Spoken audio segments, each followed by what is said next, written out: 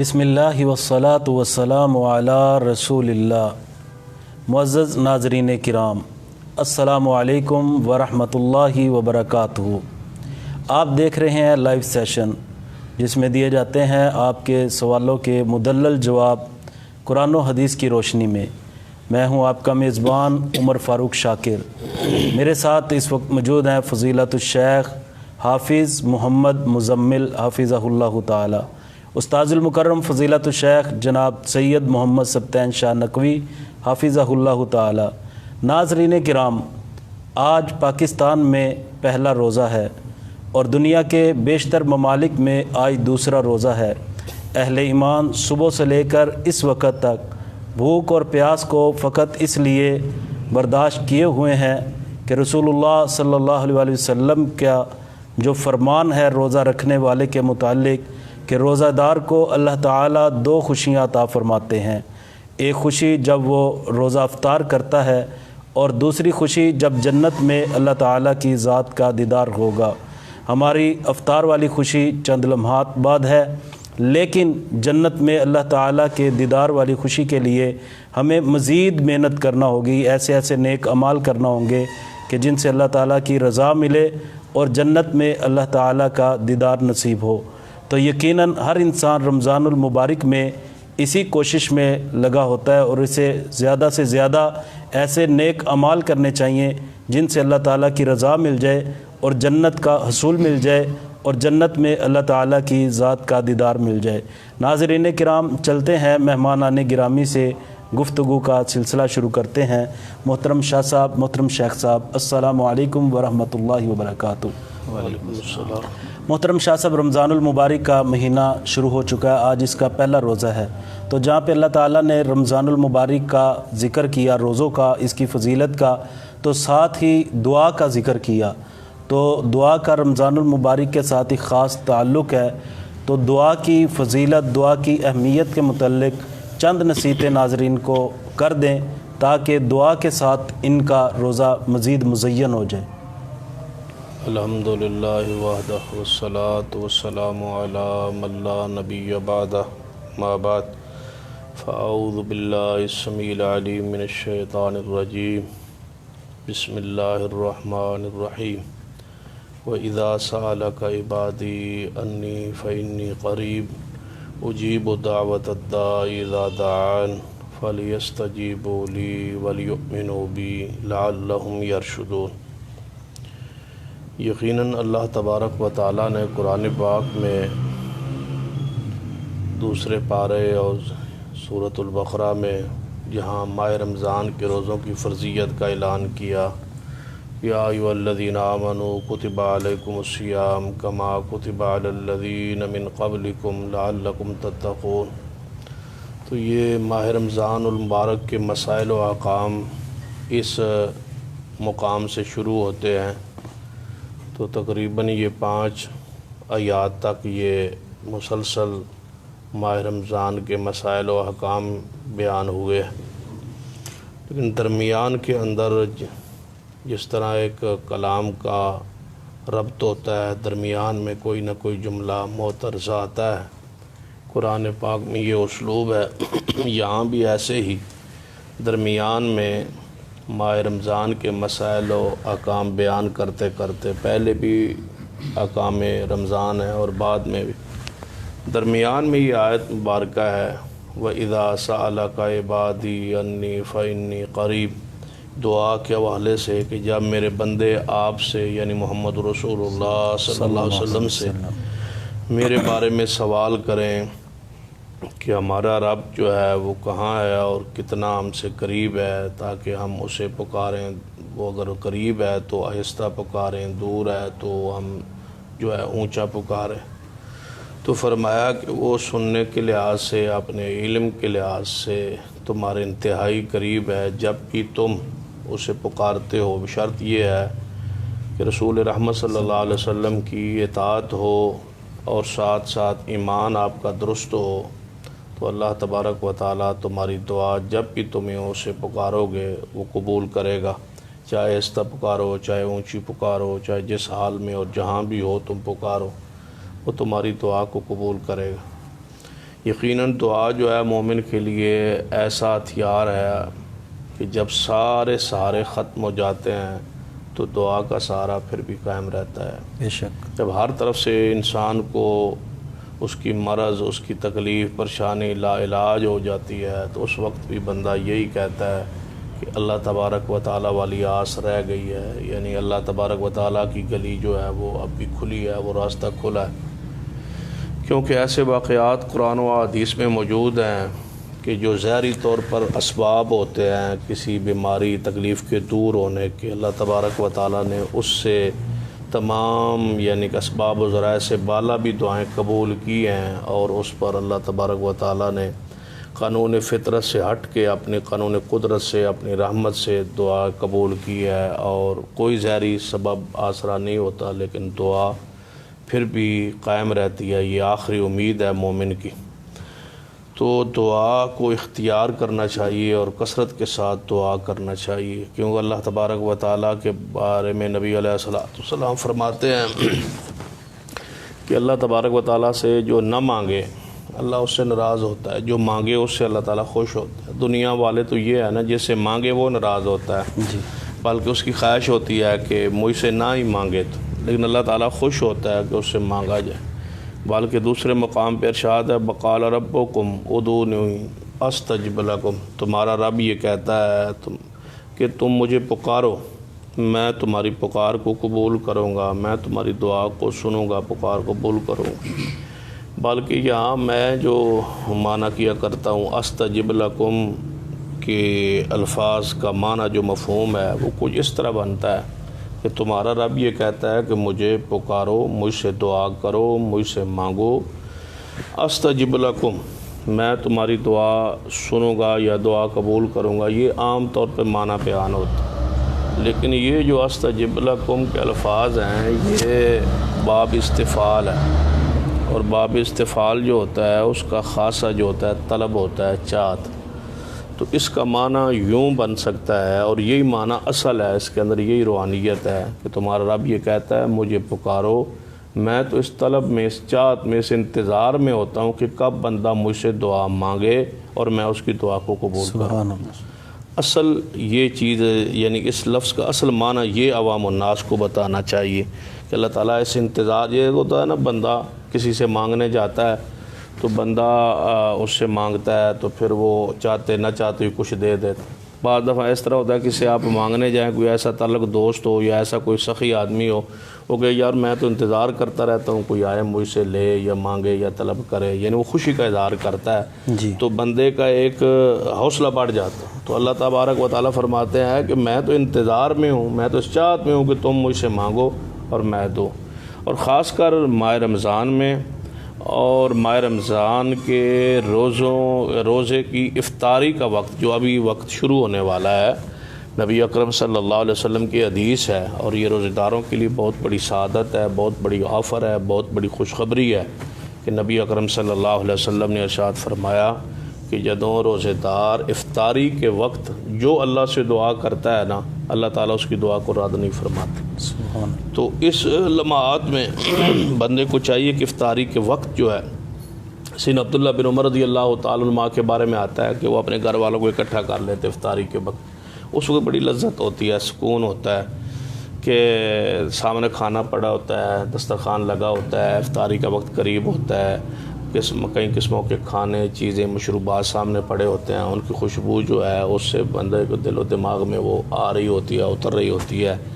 عین اس وقت مانگے نا اور یہ تصور دے کہ یا اللہ یہ سارا کچھ میرے سامنے پڑا ہے لیکن میں صرف چھوڑا ہوا ہے تیری وجہ سے، تیری رضا کی وجہ سے، اور کوئی میری خواہش چاہت تمنا کسی کا حکم نہیں ہے، کتنے قسم کے کھانے میرے سامنے ہیں، میں نہیں ہاتھ بڑھاتا۔ اور یہی اصل اطاعت ہے، یہی اسلام ہے، یہی دین ہے کہ جس طرح ہم اللہ کے حکم کے لیے حکم پر حلال چیزوں کو، جی، ہر قسم کی حلال، جو کھانا حلال ہے، پینا حلال ہے، ساری چیزوں کو چھوڑ دیا ہے، صبح سحری سے لے کر شام افطاری تک اللہ کی رضا کے لیے۔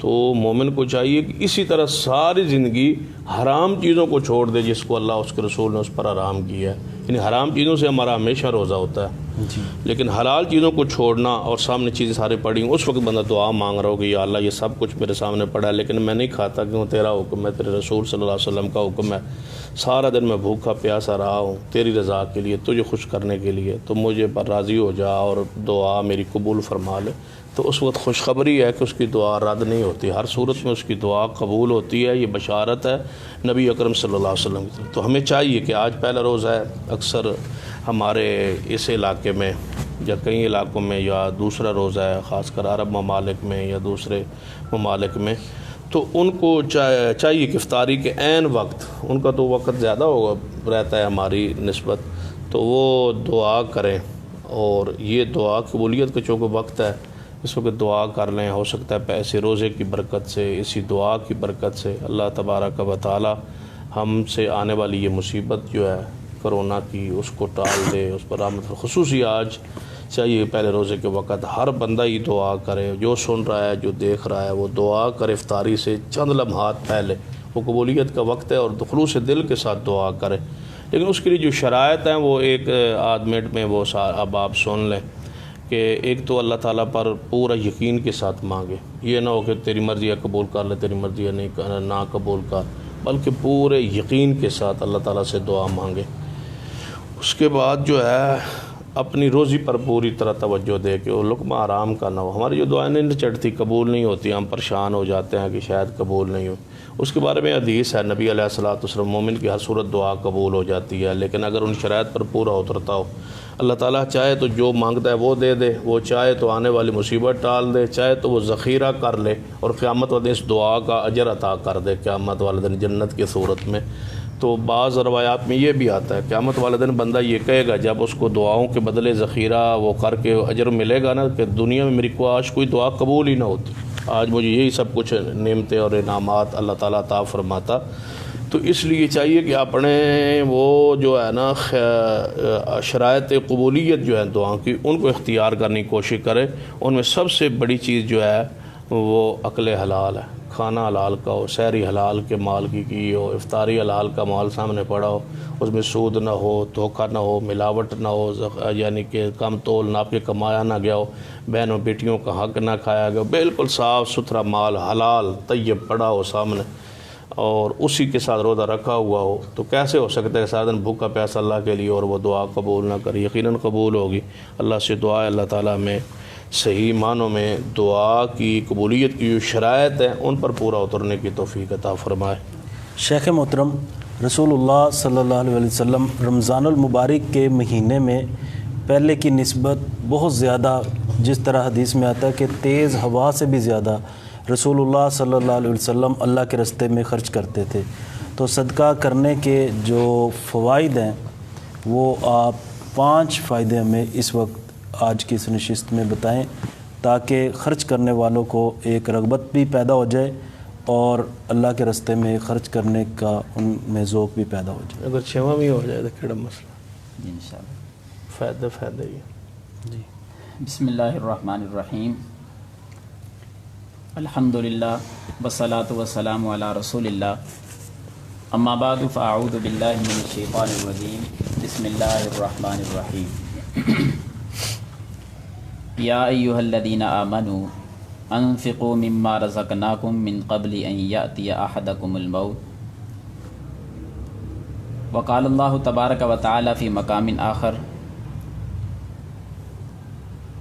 یا ایہا الذین آمنوا انفقوا مما رزقناکم من قبل ان یأتی یوم لا بیع فیہ ولا خلۃ ولا شفاعہ، وقال النبی صلی اللہ علیہ وسلم اتقوا النار ولو بشق تمرۃ۔ برادر مکرم محترم جناب حافظ عمر فروغ شاکر صاحب حفظہ اللہ تعالی،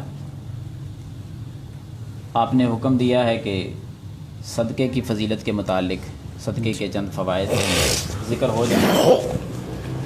حکم کی تعمیل کرتے ہوئے مطلق طور پر اللہ تعالیٰ نے حکم دیا ہے۔ جو 2 آیات میں نے آپ کے سامنے پڑھی ہیں، ایک کا آغاز تو یا ایھا الذین آمنوا سے ہوتا ہے، اور دوسرے مقام پر جو اللہ تعالیٰ نے سورۃ المنافقون میں ذکر کی ہے آیت، اس آیت کریمہ سے پہلے والی آیت میں یا ایھا الذین آمنوا، اور آگے ایک حکم ذکر کرنے کے بعد پھر دوسرا حکم اللہ کا یہی ہے، اور آگے دونوں آیات میں یہی الفاظ ہیں کہ انفقوا مما رزقناکم، اے لوگو جو ہم نے تمہیں رزق دیا ہے، اے ایمان کا دعویٰ کرنے والو جو ہم نے تمہیں رزق دیا ہے اس میں سے کچھ خرچ کرو۔ جی کس چیز سے پہلے آگے پھر دو علیحدہ علیحدہ چیزیں بتلائی ہیں۔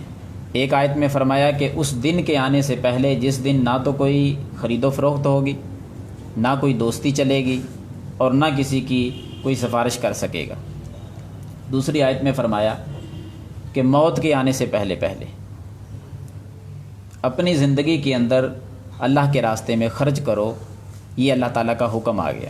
جی اللہ تعالیٰ نے یہ جو حکم دیا ہے، اس حکم کی تعمیل اللہ کے رسول صلی اللہ علیہ وسلم اپنی ساری زندگی کرتے رہے ہیں۔ بے شمار ایسی احادیث ہیں کہ پورے سال کے اندر نبی علیہ الصلاۃ والسلام کے سامنے جب کوئی آ جاتا سوال کرتا آ کر، کبھی ایسا مقام ایسی حدیث آپ کو نہیں ملے گی کہ نبی صلی اللہ علیہ وسلم نے اس کا انکار کیا ہو کہ آپ کو نہیں دینا۔ موقع مناسبت دے کر اس کی تعلیم تربیت کی ہوگی، گھر میں جو کچھ پڑا ہے اٹھا کر دے دیا ہوگا، کچھ بھی نہیں تو معافی مانگنے تک گئے ہیں، یعنی جیسے بندے نے کو قرض واپس کرنا ہوتا ہے، اس حد تک ناراضگی نہیں، جھگڑا نہیں، غصہ نہیں کیا۔ اور جیسے رمضان المبارک کا مہینہ شروع ہوتا، جیسے آپ نے بھی وہ اس حدیث کی طرف اشارہ کیا ہے کہ پھر آپ علیہ الصلاۃ والسلام کا ذاتی عمل کیا ہوتا تھا ماہ رمضان میں۔ باقی 11 مہینے بھی صدقہ کرتے، لیکن ماہ رمضان میں جا کر جو صدقہ کرتے وہ تو کمال کرتے۔ 5 مقام پر حدیث آتی ہے صحیح بخاری میں، سیدنا عبداللہ بن عباس رضی اللہ تعالیٰ عنہ راوی ہیں کہ آپ صلی اللہ علیہ وسلم کی سخاوت کا ہم اندازہ لگاتے کہ کتنی سخاوت کرتے ماہ رمضان میں۔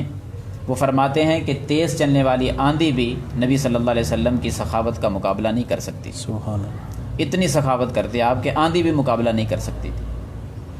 اور پھر ماہ رمضان میں آج پہلا روزہ ہے پاکستان میں، تو اسی بنیاد پر اسی حوالے سے میں بھی تمام سامعین و ناظرین سے گزارش کروں گا کہ ہمیں بھی اسی حدیث پر عمل کرتے ہوئے اپنے رزق میں سے جو اللہ نے ہمیں دیا، کیونکہ جب ہم پیدا ہوئے تھے تو ہمارے پاس تو لباس بھی نہیں تھا، سب کچھ اللہ نے دیا، اس اللہ کے دیے ہوئے مال میں سے ہم جتنا ہو سکے زیادہ سے زیادہ خرچ کریں۔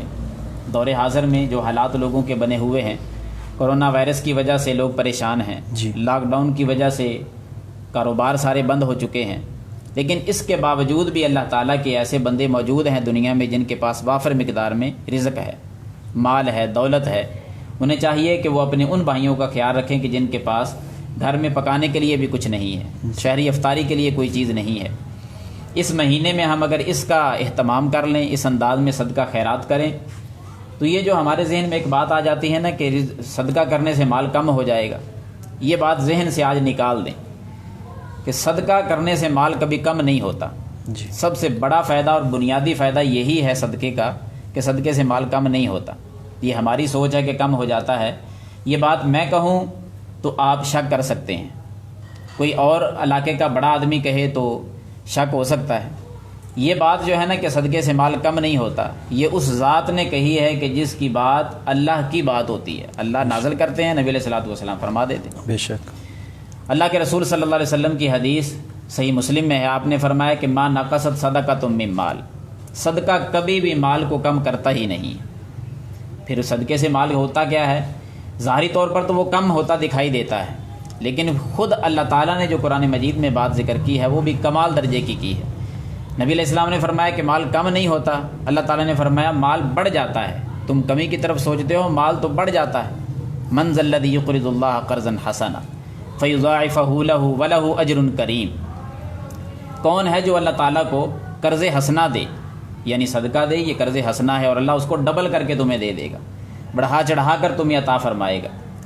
سورۃ تغابن میں اللہ تعالیٰ فرماتے ہیں کہ ان تقرضوا اللہ قرضا حسنا یضاعفہ لکم ویغفر لکم، کہ اگر تم اللہ کو قرض حسنا دو گے تو اللہ تعالیٰ تمہیں مال بھی بڑھا کر دے گا اور تمہارے گناہوں کو بھی معاف فرما دے گا۔ سبحان اللہ، گناہ معاف ہو جاتے ہیں، مال بڑھ جاتا ہے۔ دوسرا فائدہ صدقہ کرنے کا یہ ہے، ماہ رمضان روزہ رکھ کر بندہ صدقہ کرے تو اور بھی اجر بڑھ جاتا ہے، جس طرح نبی علیہ الصلوۃ والسلام کی سنت پر بھی عمل ہوگا کہ روزے کی حالت میں زیادہ سے زیادہ صدقہ کریں، بڑھ چڑھ کر صدقہ کریں، اللہ تعالیٰ انعامات سے نوازے گا اپنے بندے کو۔ مال کیوں نہ بڑھے، مال میں کمی کس طرح آ سکتی ہے؟ اللہ تعالیٰ نے ایسے ایسے کمالات لوگوں کے لیے رکھ دیے ہیں۔ اللہ کے رسول صلی اللہ علیہ وسلم کی حدیث ہے صحیح بخاری اور مسلم میں، ہم کسی کے لیے کوئی پریشان ہو نا تو آ کر اپنے پسندیدہ عالم سے، نیک آدمی سے، جسے وہ کہتا ہے کہ میں سمجھتا ہوں، اسے وہ دعا کی درخواست کرتا ہے کہ میرے لیے دعا کرنا۔ بڑی عظمت کی بات ہے کسی شخص کے لیے کوئی عالم دین دعا کرے، بے شک، اور اس کی خوش قسمتی کا کیا کہنا جس کے لیے بڑا عالم شیخ الحدیث کوئی دعا کرے، مفسر قرآن دعا کریں، اور اس آدمی کی فضیلت کا کیا کہنا جس کے لیے اللہ کے فرشتے دعا کر رہے۔ سبحان اللہ۔ تو یہی عمل ہے صدقہ، جس کی بنیاد پر اللہ تعالیٰ روزانہ کی بنیاد پر فرشتوں کو حکم دیتے ہیں کہ دعا کرو۔ نبی علیہ الصلوۃ والسلام نے فرمایا کہ ما من یوم یصبح العباد فیہ الا ملکان ینزلان، کہ روزانہ ہر صبح کے ٹائم 2 فرشتے اللہ تعالیٰ کی طرف سے اترتے ہیں زمین پر، اتر کر کیا کرتے ہیں؟ دونوں ایک ایک دعا کرتے ہیں۔ وَيَقُولُ أَحَدُهُمَا، ان میں سے ایک جو ہے نا وہ کہتا ہے کہ اللہم آت منفقا خلفا، اے اللہ جو تیرے راستے میں خرچ کرنے والا ہے اس کے مال کو اور بڑھا دے۔ مال کے اضافے کی دعا فرشتہ کر رہا ہے۔ اور دوسرا فرشتہ وَيَقُولُ الْآخَرُ، اور دوسرا فرشتہ جو دعا کرتا ہے وہ یہ کہتا ہے کہ اللہم آت ممسکا تلفا، اے اللہ جو مال کو جوڑ کے رکھتا ہے، کنجوسی دکھلاتا ہے، بخیل آدمی ہے، خرچ نہیں کرتا تیرے راستے میں، یا اللہ اس کا جتنا مال پڑا ہے اس کے مال کو تباہ و برباد کر۔ یہ فرشتہ کہہ رہا ہے اللہ تعالیٰ سے۔ اگر فرشتہ مال میں اضافے کی دعا کر رہا ہے تو ساتھ فرشتہ مال کو ختم کروانے کی دعا بھی اللہ سے کر رہا ہے۔ 2 قسم کے بندے ہو گئے اب، اللہ کے راستے میں خرچ کرنے والے اور نہ خرچ کرنے والے۔ اور پورے معاشرے میں اگر نظر دوڑائی جائے تو دنیا اسی چکر میں ہے ساری، کھانے میں، پہننے میں، جمع کرنے میں، کئی نسلوں تک جوڑ کر رکھنے کے چکر میں دنیا اسی میں لگی ہوئی ہے۔ حالانکہ اگر وہ حدیث یاد ہو، اذا مات الانسان انقطع عنہ عملہ، کتنی مشہور حدیث ہے کہ جب بندہ فوت ہو جاتا ہے اس کے سارے اعمال رک جاتے ہیں، منقطع ہو جاتے ہیں، سوائے 3 کے۔ وہ 3 کاموں میں سے جو پہلا ذکر کیا ہے وہ کون سا تھا؟ الا من صدقۃ جاریۃ، صدقہ جاریہ ہی موت کے بعد بھی کام آئے گا۔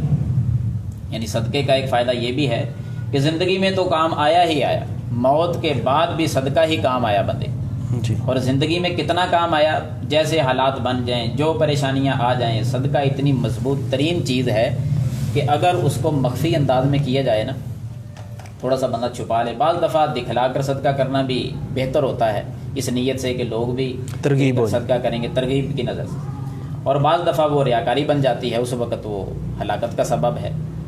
اگر چھپا کر صدقہ کر دیا جائے تو جامع ترمذی کی حدیث نوٹ کریں اور اس میں دیکھیں کتنا بڑا فائدہ ذکر کیا ہے، ساری دنیا کے دکھ اور پریشانیاں ختم ہو جائیں اگر اس حدیث پر عمل ہو جائے۔ آپ علیہ الصلوۃ والسلام فرماتے ہیں اللہ نے جب زمین بنائی نا تو زمین کے اندر یہ ہلنے والا مادہ تھا، یہ مضبوط نہیں تھی، ڈولتی تھی زمین۔ اللہ نے اس کی مضبوطی کے لیے پہاڑوں کو پیدا کیا، پہاڑ بنا کر زمین میں گاڑ دیے، زمین مضبوط ہو گئی۔ فرشتوں نے پہاڑوں کو دیکھا کہ اتنی مضبوط مخلوق اللہ نے بنا دی ہے، پیدا کر دی ہے۔ اللہ سے سوال کیا کہ یا اللہ پہاڑ اتنے مضبوط ہیں، تعجب کیا۔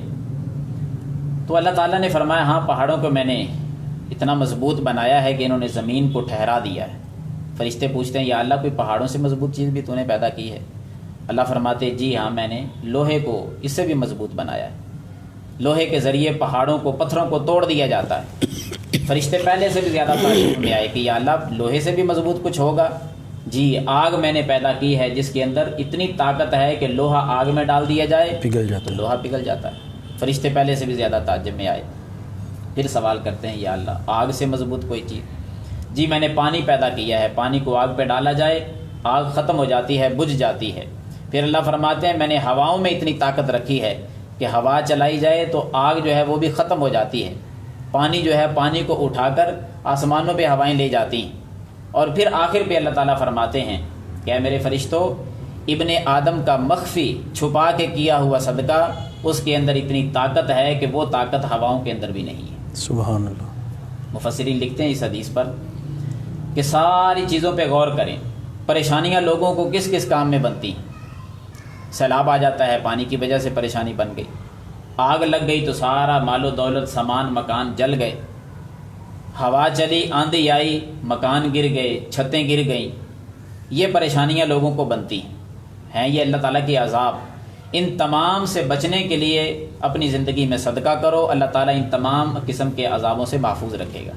صدقے میں اتنی طاقت اللہ تعالیٰ نے رکھ دی ہے، تو ہمیں چاہیے کہ ہم ہر وقت کچھ نہ کچھ، ماہ رمضان آج شروع ہوا ہے نا، پہلا روزہ ہے، تو میں اپنے سب ناظرین کو، سامعین کو التماس کروں گا کہ آج یہ ایک عہد کر لیں کہ ہم نے ڈیلی کی بنیاد پر کچھ نہ کچھ اللہ کے راستے میں ضرور صدقہ کرنا ہے، انشاءاللہ، اور اس کا نتیجہ آپ دنیا میں بھی دیکھیں گے، آخرت میں بھی دیکھیں گے۔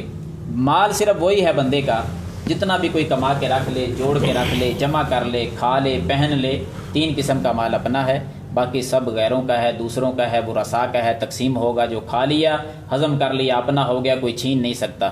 جو کپڑے کی صورت میں جسم پہ لباس پہن لیا، پہن کے وہ پرانا ہو گیا، کوئی نہیں چھین سکتا، یہ بھی اس کا اپنا ہے۔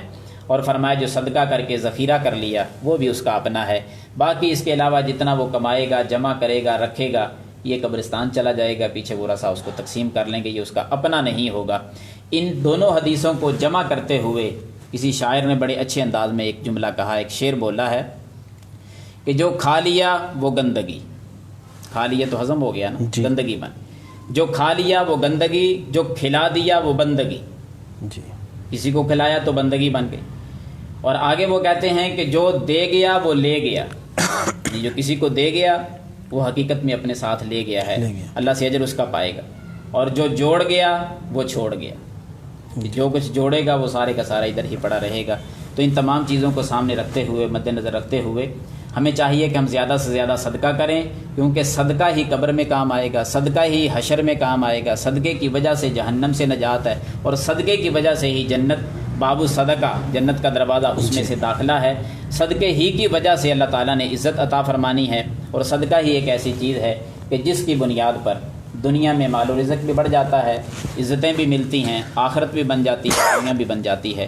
اللہ تعالیٰ مجھے اور آپ کو اور تمام ناظرین و سامعین کو عمل کرنے کی توفیق عطا فرمائے، آمین یا رب العالمین۔ معزز ناظرین کرام، یہ تھی آج کی اہم 2 نصیحتیں۔ ایک تو روزے کی حالت میں اللہ تعالیٰ سے کثرت سے مانگنا ہے، دعا اللہ تعالیٰ سے کرنی ہے، اور دوسرا روزے کی حالت میں زیادہ سے زیادہ اللہ تعالیٰ کے راستے میں خرچ کرنا ہے۔ ان دونوں باتوں کی اہمیت، فضیلت جو آپ کے سامنے بیان ہوئی، انشاءاللہ امید ہے آپ اس پہ ضرور عمل کریں گے تاکہ ہماری اور آپ کی نجات کا، بخشش کا، ہدایت کا ذریعہ بن جائے۔ چلتے ہیں سوالات کا سلسلہ شروع کرتے ہیں۔ محترم شاہ صاحب، نماز تسبیح کے بارے میں وضاحت فرما دیں، کیا یہ پڑھنا درست ہے؟ اگر پڑھنا درست ہے تو اس کا طریقہ کیا ہے؟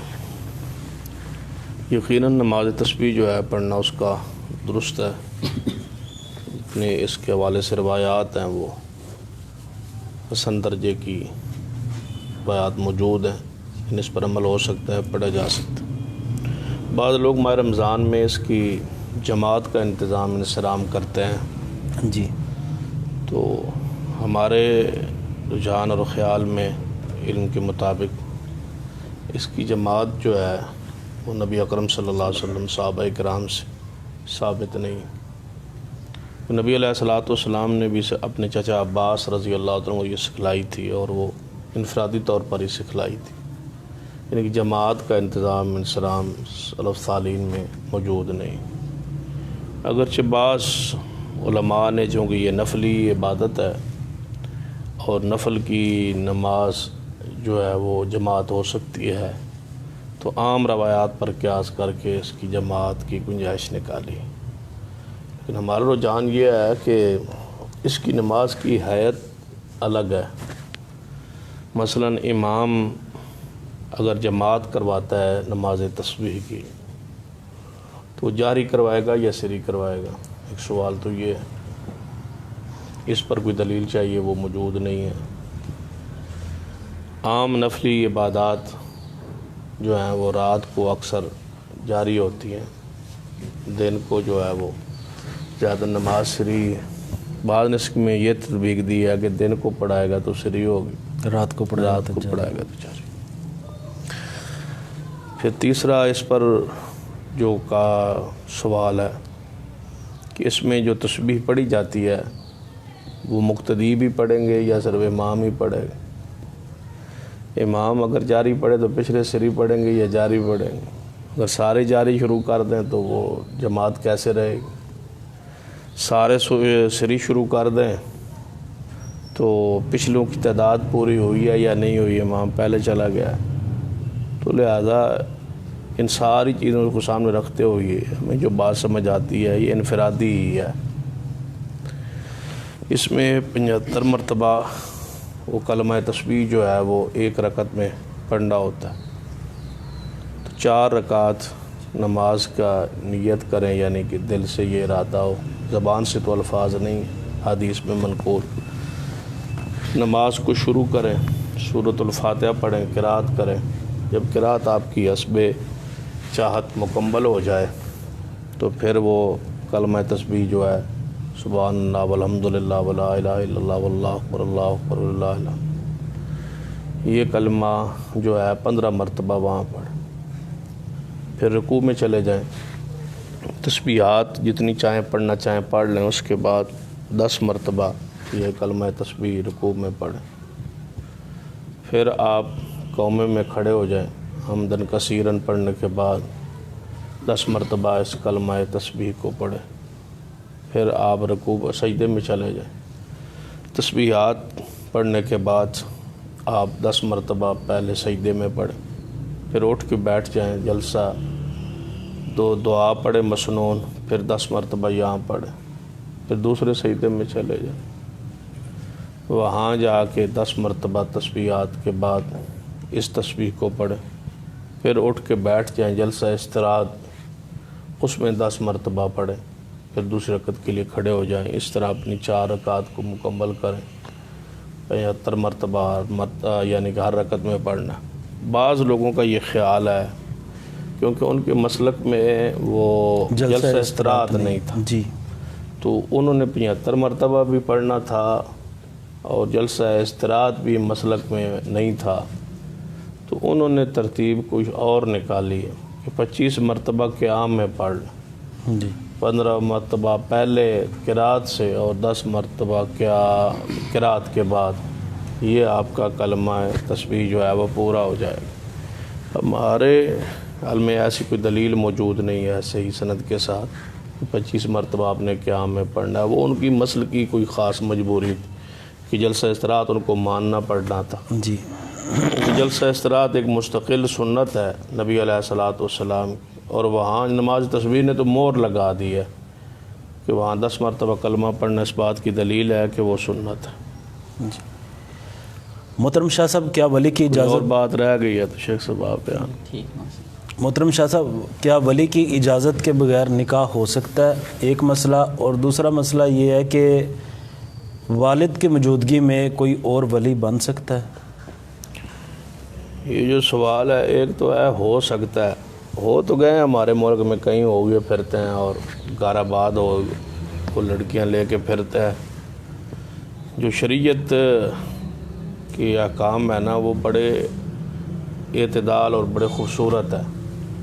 دیکھیں کہ پوری دنیا اس پر متفق ہے کہ بچی پر جبر نہیں ہو سکتا، جی، کوئی دنیا کا مسلک مذہب اجازت نہیں دیتا، ساری دنیا کہتی ہے کہ بچی کی رضا نہ ہو تو نکاح نہیں ہوتا، لیکن جس باپ کے ہاں وہ بچی پیدا ہوئی اس کی عزت وقار اور غیرت کے برعکس اس چیز کو قبول کر لیا گیا، اور کچھ مسالک نے باقاعدہ اس کو مذہب بنا لیا کہ بچی کی مرضی کے بغیر تو نہیں ہو سکتا، لیکن باپ کی مرضی کے بغیر، ولی کی مرضی کے بغیر ہو سکتا ہے۔ شریعت نے اعتدال کا راستہ دیا ہے کہ بچی کی مرضی کے بغیر بھی نہیں ہو سکتا، باپ کی اجازت کے بغیر بھی، ولی کی اجازت کے بغیر بھی نہیں ہو سکتا۔ دونوں کو لا نکاح الا بولی، یعنی رسول رحمت صلی اللہ علیہ وسلم نے فرمایا کہ ولی کے بغیر نکاح نہیں ہوتا۔ اسی طرح نبی علیہ الصلوۃ والسلام کے پاس ایک خاتون آئی، اس نے کہا یا رسول اللہ صلی اللہ علیہ وسلم، میرے باپ نے میرا بچپن پہ نکاح کر دیا تھا، تو اب میں نہیں اس کو پسند کرتی، نہیں چاہتی کہ وہاں جاؤں۔ تو اب نبی علیہ السلام فرما سکتے تھے نہیں تیرے باپ نے نکاح پڑھایا ہے تو ولی کے بغیر نکاح نہیں ہے، لہٰذا ہر صورت میں جا، ایسا نہیں فرمایا۔ فخیرہا رسول اللہ صلی اللہ علیہ وسلم، نبی علیہ السلام اس عورت کو، بچی کو اختیار دے دیا کہ اگر تو قائم رکھنا چاہے نکاح تو تیری رضا ضروری ہے، اور اگر تو نہیں چاہتی تو نکاح یہ ختم ہو جائے گا۔ تو گویا ادھر حدیث یہ بھی موجود ہے، ادھر بچی کا اختیار بھی موجود ہے، دونوں کا اختیار ہے، دونوں راضی ہوں گے تو وہ نکاح قائم ہوگا۔ لیکن ہمارے معاشرے میں بچی کی رضا کو تو مقدم سمجھا جاتا ہے یا ضروری سمجھا جاتا ہے، اور باپ کی مرضی کے بغیر بچی مفرور گھروں سے بھاگ کے نکاح کرتی ہیں اشناؤں کے ساتھ، اس پر قتل و غارت پھیلتی ہے، فساد پھیلتا ہے، رشتے ٹوٹتے ہیں، برادریاں ٹوٹتی ہیں۔ جتنے قتل و غارت ہے نا ہمارے ملک میں، اس کی بنیاد ہی یا عورت ہوگی یا زمین ہوگی، اس کے علاوہ تو کوئی دوسری یا کرو یا کوئی مال ہوگا، پیسہ، تین صورتیں ہی ہیں، یا مال کی لڑائی ہوگی، یا عزت کی غیرت کی لڑائی ہوگی، یا پھر زمین کی لڑائی ہوگی، یہی صورتیں ہیں۔ تو اکثر لڑائیاں جو ہیں اسی بنیاد پر ہیں۔ کئی ایسے لوگ ہیں جو بیچارے بڑے مشکل سے بستیاں چھوڑ گئے، علاقے چھوڑ گئے، بچی بھاگ گئی، برادری میں رہنے جو کے قابل نہ رہے، وہ بیچارے پریشان ہو کے ذلیل ہو کے چلے گئے۔ اس لیے باپ کی ولی کی اجازت بغیر نکاح شریعت نے قبول ہی نہیں کیا۔ نبی علیہ السلام کی حدیث ہے، سیدہ عائشہ رضی اللہ تعالیٰ عنہا اس حدیث کو روایت کرتی ہیں کہ جس عورت نے ولی کے بغیر نکاح کر لیا فنکاحہ باطل، 3 مرتبہ فرمایا اس کا نکاح باطل ہے، باطل ہے، باطل ہے، اس کا نکاح نہیں ہوگا۔ اب رہ گئی دوسرے سوال کا دوسرا حصہ کہ کیا باپ کے علاوہ کوئی ولی بن سکتا ہے؟ جب تک باپ موجود ہے اور اس کا وہ ہدایت پر ہے، دین پر ہے، عقل و فہم اس میں موجود ہے، اور وہ فیصلے کرنے کا اختیار رکھتا ہے، اس میں صلاحیت موجود ہے، تو اس کی ولایت حق ہے کہ وہی ولی ہے۔ ہاں اگر وہ اس ملک میں موجود نہیں ہے، دوسرے ملک میں اس کی رضا موجود ہے، تو کسی اور کو ولی بنایا جا سکتا ہے، یا اس کا باپ ظلم کرتا ہے، تشدد کرتا ہے، زیادتی کرتا ہے، کسی لالچ میں خود غرضی میں نکاح بچی کا کر دیتا ہے اور کرنا چاہتا ہے، اور بچی یہ سمجھتی ہے پوری امانت دیانت کے ساتھ، کوئی ایسا خفیہ تعلقات نہ ہو، خفیہ دوستی نہ ہو، کسی کا یاری نہ ہو، اور باپ کو چھوڑ کے نکاح کرنا چاہے، ایسی صورت نہ ہو، واقعی یہ سمجھتی ہو کہ میرا باپ مجھ پہ ظلم زیادتی کر رہا ہے، ایسے درندے لوگ دنیا میں موجود ہیں، تو اس بچی کے لیے اجازت ہے کہ وہ دروازہ کھٹکا سکتی ہے عدالت کا، عدالت خود اس کی ولی بن جائے گی، یا کسی اور کو ولی اس کی برادری میں اس کو لیکن جو بھاگ کے عدالت میں جاتی ہے وہ تو اس کے لیے کوئی وہ تو دوستی میں جاتی ہے نا، وہ تو یاری میں جاتی ہے، وہ تو اس معاشرے کے اندر فحاشی پھیلانے کے لیے جاتی ہے، وہ تو بدکاری کا راستہ کھولتی ہے، اس کے لیے تو یہ جائز نہیں۔ اس پھر ولی کو، کیونکہ ولی کے لیے مرشد ہونا بھی ضروری ہے، یعنی کہ عقل، شعور، یعنی کہ ظلم زیادتی کرنے والا نہ ہو، رشد و ہدایت، صحیح امانت دیانت کے ساتھ اپنی بچی کا نکاح کرے۔ اگر اس میں ظلم اس کا ثابت ہو جائے تو پھر اس کی ولایت جو ہے وہ ہو سکتی ہے۔ مثلا گھر کے اندر عدالت میں بچی نہیں جاتی، بچی گھر کے اندر باپ ظلم کرتا ہے، زیادتی کرتا ہے، شراب پیتا ہے، نشہ کرتا ہے، بے دین ہے، اس کو کوئی پتہ نہیں ہے، کسی لالچ خود غرض میں یا زبردستی نکاح کہیں کرنا چاہتا ہے، تو اس کا بھائی موجود ہے، ماموں موجود ہے، چاچا موجود ہے، تو اس کی مرضی کے بغیر اور اس کی یعنی کہ اپنی مرضی سے وہ نکاح شرعی طور پر جو ہے وہ کر سکتے ہیں۔ اگر واقعی باپ ظلم کرتا ہو تو جو اس کا باپ کے بعد قریبی ہے، اس کا بھائی موجود ہے، تو وہ نکاح کر دے۔ شاہ صاحب، یہ پسند کی شادی کے بارے میں آپ کا کیا خیال ہے؟ اگر لڑکا کسی لڑکی کو پسند کرتا ہو یا لڑکی کسی لڑکے کو پسند، وہ بے پردگی ہو تو پھر پسند نہ پسند تو کام چلتا ہی ہے نا، پردہ ہو تو یہ صورت بہت کم پیدا ہوتی ہے۔ بہرحال کوئی ایسی اگر صورت ہو تو رشتے کا اظہار کیا جا سکتا ہے، مانگا جا سکتا ہے والدین سے، اور والدین کو قائل کیا جا سکتا ہے۔ بچی بھی اظہار کر سکتی ہے کہ میرا فلاں جگہ پہ نکاح کر دیا جائے، اور بچہ بھی اظہار کر سکتا ہے، اپنے والدین کو بھیج سکتا ہے، یا ان کے والدین سے رابطہ کر سکتا ہے، کسی ذریعے نکاح کا پیغام بھیج سکتا ہے، کوشش پوری کر سکتا ہے امانت دیانت کے ساتھ۔ لیکن یہ کسی کی عزت کو خراب کرنا، کوئی لڑکی کو پسند کی صورت ایسی آ گئی ہے تو اس کو بھگانے کی کوشش کرنا، اس میں بے حیائی پیدا کرنا، اس سے گندی ملاقاتیں رکھنا، اس سے جو ہے تنہائی میں ملاقات یا فون کے ذریعے ملاقاتیں یا گپیں لگانا اور ان کی عزت کو پامال کرتے رہنا، یہ حرام ہے ساری صورتیں۔ یہ تو آنکھ کا اور کان کا زنا ہے، بدکاری، اور زبان کی یہ زنا بدکاری ہے، کسی غیر عورت سے جو ہے ایسی گفتگو کرنا خفیہ، یعنی فون کے ذریعے یا کسی بھی ذریعے۔ تو رشتے کا پیغام بھیج دے، اگر وہ مناسب سمجھیں گے تو اللہ کوشش اس کے لیے جتنی کر سکتا ہے کر لے، لیکن غلط راستہ اختیار نہ کرے۔ ہمارے ملک کا قانون ہے کہ 18 سال سے کم عمر کا لڑکا یا لڑکی شادی نہیں کر سکتے، شریعت اسے کس نظر سے دیکھتی؟ شریعت میں تو کوئی ایسی پابندی بین نہیں ہے، شریعت میں تو نابالغہ بچی کا نکاح ہو سکتا ہے۔ یہی حدیث جو میں نے ابھی پڑھی ہے کہ میں چھوٹی تھی اور میرے باپ نے میرا نکاح کر دیا۔ اسی طرح ام المومنین سیدہ عائشہ رضی اللہ تعالیٰ عنہ کا نکاح 6 سال کی عمر میں ہو گیا تھا یا 7 سال کی عمر میں، پھر 9 سال کی عمر میں رخصتی ہو گئی تھی۔ بعد نے اس پر یہ بھی بیان کیا ہے کہ عرب کے ماحول رواج کے مطابق جو ہے وہ اتنی عمر میں وہ بلوغت یا قریب بلوغت وہ پہنچ جاتی تھی، یعنی عرب میں خواتین۔ بس اس طرح ہوتا ہے کہ کچھ بچیاں ایسی ہوتی ہیں جو بچے بھی کچھ ایسے ہوتے ہیں جو بنیادی طور پر پیدائشی طور پر ہی اعضاء کے لحاظ سے، جسم کے لحاظ سے، خوراک کے لحاظ سے مضبوط ہوتے ہیں اور وہ جلدی جو ہے یعنی کہ وہ قد کاٹ نکال آتے ہیں، ایسے ہیں۔ بلکہ وہ ہمارے ملک کی ایک 9 سالہ بچی جنہیں سافٹ ویئر بنا لیا تھا، وہ عرفہ کریم، جی تو سارے وہ مانتے ہیں کہ اس نے 9 سال کی عمر میں جو ہے وہ سافٹ ویئر بنا لیا اور یہ سارا کام کر لیا اور پوری دنیا کو حیران کر کے رکھ دیا۔ تو ایسی کچھ مرد بچے بھی اور کچھ بچیاں بھی ایسی ہوتی ہیں جو بالکل عجوبہ، اللہ تعالیٰ کی خاص قدرت یا خاص انعام یا اللہ نے کوئی خاص کام لینا ہوتا ہے۔ تو اس طرح سیدہ عائشہ رضی اللہ تعالیٰ عنہ کے بارے میں یہی ہے کہ ان سے اللہ تعالیٰ نے خاص ایک کام لینا تھا۔ 50 سال رسول اللہ صلی اللہ علیہ وسلم کے بعد اس نے ان کی امت کی رہنمائی کرنا تھی، دین کو سیکھنا تھا۔ قرآن پاک میں بھی سورۃ طلاق میں وضاحت موجود ہے کہ طلاق کے مسائل اس عورت کی عدت بیان ہوئی ہے جس عورت کا نکاح جو ہے نا وہ بلوغت سے پہلے ہو جائے، ابھی تک اس کو حیض نہ شروع ہوا ہو، تو اس کی طلاق اور اس کی عدت کے مسائل قرآن میں بیان ہو گئے ہیں۔ اگر نکاح نہ ہو سکتا ہوتا تو اللہ تعالیٰ قرآن میں اس کے مسائل و احکام ہی بیان نہ فرماتا نا۔ 29ویں پارے میں اور 28ویں پارے میں اللہ تبارک و تعالیٰ نے وضاحت کی ہے۔ ایک وہ عورت جس کو حیض آتا تو تھا لیکن بند ہو گیا ہے، تو اس کے مسائل و احکام بھی بیان کیے ہیں، اور اس کی جس کو ابھی تک حیض آیا ہی نہیں ہے یعنی بلوغت میں نہیں پہنچی تو اس کے طلاق ہو جائے تو اس کے مسائل احکام بھی شریعت میں موجود ہے۔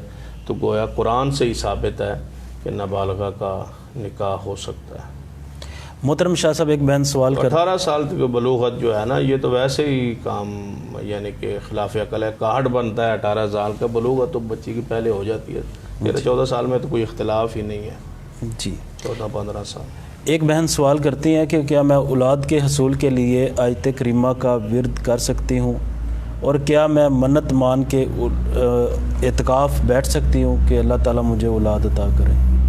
یہ تو اعتکاف تو ایک نبی علیہ السلام کی سنت ہے، دل میں یہ کہا جا سکتا ہے، نیت ارادہ ہو سکتا ہے کہ میں یہ عمل کروں، اللہ تعالیٰ مجھ پہ یہ رحمت فرما دے، تو اس میں کوئی کوئی حرج والی بات نہیں ہے۔ اعتکاف کی منت بھی ہو سکتی ہے، روزوں کی منت بھی ہو سکتی ہے، کسی نیک عمل کی منت ہو سکتی ہے، عمرے کی ہو سکتی ہے، حج کی ہو سکتی ہے، تو لہٰذا اس پر کوئی قدغن پابندی نہیں ہے۔ اپنے دل میں یہ خواہش چاہت رکھ لے اور اس کے لیے اللہ تعالیٰ سے کے لیے رک جائے اعتکاف، اور اعتکاف میں دعا کرے کہ یا اللہ میں تیری رضا کے لیے بیٹھے ہو، اس عمل کو بطور وسیلہ پیش کرے جس طرح دیگر حدیث میں موجود۔ اور منت ایسے بھی مانی جا سکتی ہے نا کہ مجھے اولاد ہوئی تو میں اعتکاف بیٹھوں گا؟ ہاں یہ بھی ہو سکتی ہے، اس میں بھی کوئی حرج نہیں کہ اللہ تعالیٰ مجھے یہ بخشے تو میں یہ کام کروں گی، اولاد کو وقف کر دوں گی، آپ اعتکاف بیٹھوں گی، روزے رکھوں گی، کوئی بھی نیک عمل جو ہے اس کی اعتکاف یعنی کہ نظر مانی جا سکتی ہے۔ کسی خاص آیت مبارکہ سے اپنے طور پر ہی یا کسی بزرگ نے بتایا ہے کہ اس آیت سے یہ آپ پڑھیں اور اللہ تعالیٰ رات عطا کر دے گا، یہ کوئی ایسا مسنون معاملہ نہیں ہے کہ نبی علیہ السلام نے فرمایا ہوگا یہ آیت پڑھو تو بچہ ہوگا، لیکن کسی آیت مبارکہ کو پڑھنا اس ارادے نیت سے قرآن شفا ہے اور اللہ تعالیٰ مجھ پہ رحمت کرے گا، یا کسی بزرگ کا کوئی مجرب نسخہ ہے اس نے عمل کیا ہے اور اللہ تعالیٰ رحمت کر دیا، تو کوئی بات نہیں ہے انشاءاللہ۔ محترم شاہ صاحب، پہلے تشہد میں اور دوسرے تشہد میں بار بار انگلی کو حرکت دینا کیسا ہے؟ حدیث موجود ہے صحیح مسلم میں، سیدنا عبداللہ بن عمر رضی اللہ تعالیٰ عنہما فرماتے ہیں کہ نبی علیہ السلام جب تشہد میں بیٹھتے تو اپنے دونوں ہاتھ جو ہے وہ اپنے گھٹنوں پہ رکھ لیتے اور اس شہادت والی انگلی کو کھڑا کر لیتے، اور دوسری حدیث میں موجود ہے کہ نبی علیہ السلام درمیانی انگلی سے اس انگوٹھے کے ساتھ حلقہ بنا لیتے، اور حلقہ بنا کے جس طرح 53 کی صورت ہوتی ہے آپ اختیار کر لیتے، پھر اپنی انگلی کھڑی کر لیتے شروع سے ہی، اس حدیث سے یہ ثابت ہوتا ہے کہ شروع سے ہی کھڑی جائے، جب اذا قعد، جب بیٹھتے، حدیث میں یہی الفاظ ہیں۔ بعض لوگوں نے یہ کہا ہے کہ اشہد اللہ پر اس کو اٹھا لیں، لا الہ الا اشہد اللہ الہ الا اللہ کہنے کے بعد اس کو نیچے رکھ لیں، اس پر کوئی دلیل ہمارے علم میں موجود نہیں ہے، یہ کہاں سے شروع ہوا اور کس طرح شروع ہوا ہے۔ تو جب بھی بیٹھنا ہے تشہد میں درمیانہ و آخری ہو تو آپ کی صورت یہی ہونی چاہیے کہ آپ نے اس انگلی کو کھڑا کر لیں، شہادت والی انگلی کو، اس کو تھوڑا سا ٹیڑھا کر لیں، یہ بھی حدیث میں موجود ہے۔ اور نبی علیہ الصلوۃ والسلام اس کے ساتھ دعا کرتے، تو دعا کب کی جاتی ہے تشہد میں؟ آخر پہ۔ تو حدیث میں آیا تھا کہ نبی علیہ السلام اس کے ساتھ دعا کرتے، یعنی انگلی کھڑی ہوتی دعا کر رہے ہوتے، تو دعا آخر پہ ہی ہوتی ہے نا، یعنی درود پاک کے بعد۔ تو اس حدیث سے یہی ثابت ہوا کہ آخر تک نبی علیہ الصلوۃ والسلام اس کو اٹھائے رکھتے، اور اشارہ کرنا بھی حدیث پاک میں موجود ہے کہ اس کے ساتھ اشارہ کرتے۔ تو دعا کے وقت جو ہے نا خاص کر اشارہ جو ہے اس وقت کرنا چاہیے، کہ نبی علیہ الصلوۃ والسلام کی حدیث میں ہے کہ دعا کرتے اشارہ کرتے، تو دعا کے وقت تک، آخر وقت تک اس کو ہلاتے رہنا، اشارہ کرنا، یہ بھی حدیث ثابت ہے، اس کو کھڑا رکھنا بھی حدیث سے ثابت ہے۔ شیخ محترم، ایک بھائی پاک پتن سے سوال کرتے ہیں کہ ہمارے کچھ رشتہ دار ہیں، ہم ان سے ہر ممکن نیکی اور احسان کرتے ہیں، اچھائی کی کوشش کرتے ہیں، لیکن وہ ہر وقت ہمارے لیے برا ہی سوچتے ہیں۔ ابھی کچھ دیر پہلے انہوں نے ہمارے خلاف ایک پرچہ بھی کروایا ہے، لیکن ہمارا دل پھر بھی نرم ہے۔ اب رمضان المبارک آ گیا، ہم نمازیں پڑھتے ہیں، روزے رکھتے ہیں، لیکن ہمیں یہ فکر پھر بھی رہتی ہے کہ ان کی ناراضگی کی وجہ سے شاید ہماری نمازیں اور روزے قبول نہ ہوں۔ تو اس بارے میں وضاحت کر دیں کہ کیا ہمارے لیے اس میں کیا حکم ہے؟ بعض دفعہ اس طرح خاندانوں کی اور برادریوں کے جھگڑے ایسے ہوتے ہیں جی، کہ جو جب تک دونوں طرف کی بات نہ سنی جائے اس وقت تک کوئی فیصلہ ایسا نہیں کیا جا سکتا۔ نہیں کیا جا سکتا۔ اگر تو جس طرح بھائی نے سوال میں پوچھا ہے، اگر تو معاملہ ایسا ہی ہے کہ انہوں نے کوشش بھی کی، بعض اوقات اس طرح ہوتا ہے، بندہ خود غلط ہوتا ہے لیکن اپنے آپ کو درست سمجھ رہا ہوتا ہے۔ ایسے ہی ہوتا ہے۔ اگر تو انہوں نے ایسے ہی جیسے کہہ رہے ہیں واقعتاً ایسے جی، کہ یہ صلح کی کوشش کرتے ہیں، وہ کیس کرنے پہ چلے جاتے ہیں۔ اب دونوں کو بٹھایا جائے، دیکھا تو پوچھا جائے کہ اتنا سنگین معاملہ کیوں ہو گیا کہ یعنی وہ پاگل ہوں گے نا بھائی، یہ صلح کرتے ہیں اور وہ کیس کرتے ہاں ہیں۔ جی، اب کہاں ہے کہ کوئی بندہ صلح کرنا چاہے، حقیقی بات ہے کہ کوئی صلح کرنا چاہے، یہ ممکن نہیں ہے کہ بالخصوص ہمارے پنجاب میں یہ ممکن نہیں ہے کوئی بندہ صلح نہ کرے۔ جی جی جس کے گھر چلے جائیں، دو چار بڑے آدمی ساتھ چلے جائیں، صلح تو ہو جاتی۔ جی جی پھر بھی اگر وہ صلح نہیں کرتا تو اصل صلہ رحمی یہی ہے، جیسا کہ پہلے بھی ہم ایک پروگرام میں یہ بات ذکر کر چکے ہیں کہ جو رشتہ داری کو توڑے اس کے ساتھ جوڑنے کی پوری کوشش کی جائے، اصل صلہ رحمی یہ ہے۔ جی تیسری بات یہ ہے کہ اگر واقعتاً معاملہ پھر بھی ایسا ہی ہے کہ وہ ایسا ہی سلوک کر رہے ہیں، یہ جوڑنے کی کوشش کرتے ہیں، وہ توڑنے میں لگے ہوئے ہیں، تو پھر اللہ کی طرف سے مدد آتی رہے گی، ان کو تو پریشان ہونے کی ضرورت ہی نہیں۔ نمازیں اور روزے حدیث ہے نا قبول۔ کہ اللہ ایک مددگار بھیجتا رہے گا، ان کی مدد ہوتی رہے گی، وہ نقصان نہیں پہنچا سکیں گے۔ رہا معاملہ نماز کا، روزے کا، تو یہ آج نہیں سوال کرنا چاہیے تھا کہ ہمارے روزے قبول ہو رہے ہیں، ہماری نمازیں قبول ہو رہی ہیں، نہیں، کیونکہ نمازیں تو پہلے بھی فرض تھیں۔ جی جی اس وقت بھی یہ فکر لاحق ہونی چاہیے تھی نا کہ نمازوں کا کیا بنے گا، دیگر نیکیوں کا کیا بنے گا۔ وہ واقعتاً حدیث ہے، صحیح مسلم میں بھی ہے، دیگر کتابوں میں بھی ہے کہ 3 دن سے زائد اگر ناراضگی ہوئی، اس میں صلح نہ کی، تو پھر ان کے اعمال نہیں قبول ہوں گے، کوئی بھی عمل قبول نہیں ہوگا۔ اور اگر یہ 3 دفعہ صحیح معنوں میں دلی طور پر صلح کا پیغام بھیج چکا ہے، پوری کوشش کر چکا ہے کہ ہم صلح کریں، 3 دفعہ کوشش کرنے کے بعد بھی وہ صلح پہ نہیں ایگری ہوتے، تو پھر ان پر کوئی گناہ نہیں ہوگا، ان کی نمازیں، روزے، زکوٰۃ، صدقات سب کچھ اللہ کے ہاں قبول ہوگا انشاءاللہ۔ جی محترم شاہ صاحب، اگر کسی نے کسی کو پیسے ادھارے دیے ہیں، قرض دیے، 1 سال ہو گیا، اب وہ زکوٰۃ جس کو قرض دیا ہے وہ دے گا یا جس کے پیسے ہیں وہ زکوٰۃ دے گا؟ پیسے تو وہی دے گا جس کے پیسے ہیں، زکوٰۃ اس نے قرض حسنہ لیا ہوا ہے، اس کا معاملہ الگ ہے، یہی اس کی زکوٰۃ دیں گے۔ مؤخر کر دیں زکوٰۃ، جب پیسے ملیں تو پھر دے دیں، یہ ہو سکتا ہے، مؤخر کی جا سکتی ہے۔ اگر یقینی ہے کہ مل جائیں گے تو دیتا رہے اپنی نقدی میں سے، کہ اس کو اپنی نقدی شمار کرے، جی اور سمجھتا ہے کہ نہیں تاخیر بھی ہو سکتی ہے، یا میرے پاس نہیں ہے پیسے کہ میں اپنے پاس زکوٰۃ بھی دوں، تو جب تک وہ نہیں ملتے اس کو مؤخر کرے، جب ملیں گے پھر اکٹھی دے دے زکوٰۃ، جتنے سال رکے رہے۔ شاہ صاحب سوال ہے، کیا امام مسجد کو عشر دے سکتے ہیں؟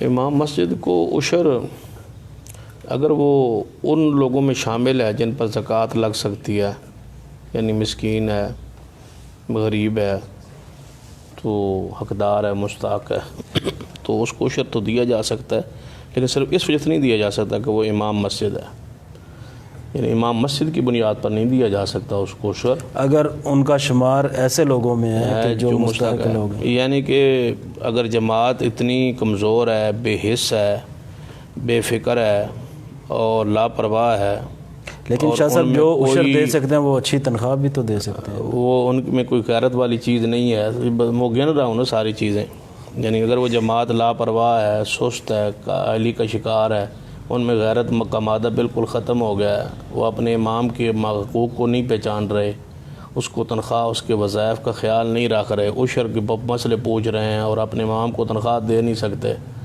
ٹھیک ہے، تو ایسے کنجوس اور ایسے بخیل لوگوں کو چاہیے کہ وہ اس کو تنخواہ دیں اچھی، تاکہ وہ اس لائق نہ رہے، مستحقین میں نہ رہے، اور اگر کوئی ایسے بے حس لوگ ہیں تو پھر عشر تو وہ لے گا بیچارہ۔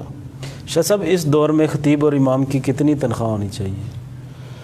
ایک تو ہے ویسے یعنی کہ ظاہر بات ہے یہ کوئی پیشہ اور کاروبار تو ہے نہیں، لیکن وہ سب کچھ چھوڑ کے اللہ کی رضا کے لیے، اللہ کے گھر کے لیے وقف ہو جاتے ہیں، تو ان کی خدمت کس انداز میں؟ آپ ہی بیان کر دیں وہ کتنی ہونی چاہیے، باقی مسئلہ تو آپ نے بیان کر دیا ہے۔ تنخواہ اس کی کتنی ہونی چاہیے؟